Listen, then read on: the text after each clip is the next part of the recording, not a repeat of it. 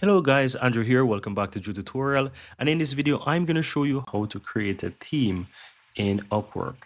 Click the account on the upper right and go to your account settings. And once you're under this section, click on themes on the left hand side here.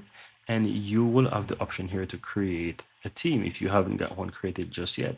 So it says you can create a team and invite teammates to streamline hiring, manage contracts, and even collaborate in one place. So that's how you do it. So to create a team, simply can create a team from here.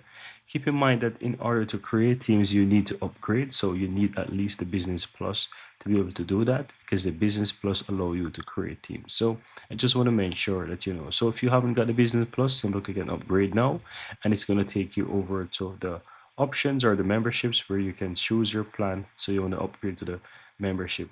You want to upgrade to the Business Plus, so you'll be able to create teams. So that's pretty much it, guys. You know, you can go ahead and click and compare more features and scroll down and see all the things that you're able to do.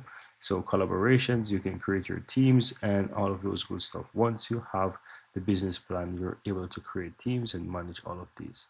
But that's pretty much it, guys. Very easy and very simple.